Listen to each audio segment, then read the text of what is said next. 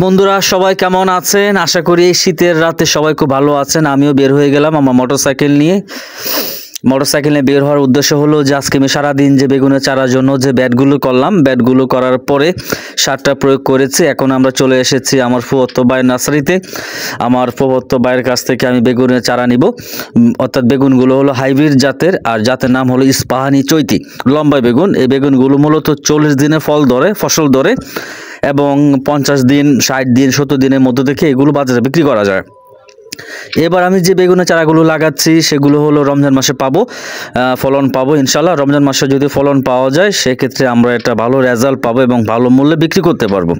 তো শুরুতে আমরা চলে গেলাম ফুফাতো ভাইয়ের এখানে গিয়ে আমরা সর্বোচ্চ ভালো যে জাত যেটা আছে ইস্পাহানি, এছাড়া বাজারে অন্যান্য জাত রয়েছে।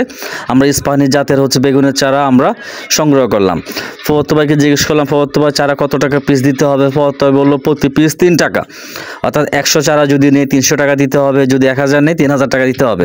আমি ফুফাতো ভাইকে বললাম যে আমাকে প্রথমে 100 চারা দাও আর 20টা ফ্রি দাও। ফুফাতো ভাই রাজি হলো, কিন্তু যখন ফুফাতো ভাইকে বিল দিতে যাই তখন ফুফাতো ভাইকে মাত্র 100টা চারা 100 টাকা দিলাম, বললাম এটা তোমাকে চা খাওয়ার জন্য দিলাম। এরপর ওই 100 টাকা ফুফাতো ভাইকে দেওয়ার পর সে আমাদেরকে চা খাওয়াই দিল।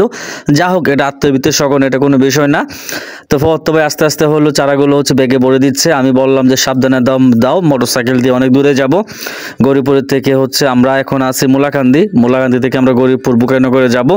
তাই সে চারাগুলো সুন্দর করে কার্টুন বন্দি করে প্যাকেট করে আমাদের দিয়ে দিচ্ছে এবং প্রত্যেকটা চারা খুব পরিপুষ্ট সুন্দরভাবে করা, কারণ এই চারাগুলোতে কোনো প্রকার মাটি নাই, এগুলো কোকোপিট দিয়ে উৎপাদিত চারা।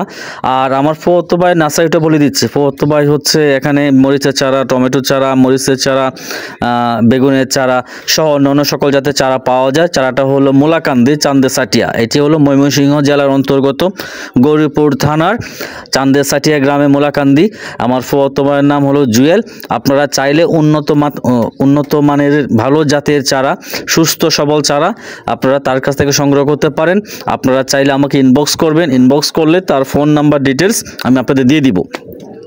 তো আমাকে ফুফাতো ভাই বললো যে মিজান ভাই তুমি চারাগুলো নিয়ে আজকে এগুলো রাখবা বাইরে, উশের মধ্যে রাখবা। উশ মানে হলো কুয়াশার মধ্যে রাখার পর এগুলো সকাল জমিতে রোপণ করবা। রোপণ করার পর হালকা জনা দিয়ে পানি দিয়ে দিবা এবং বিকেলেও পানি দিবা।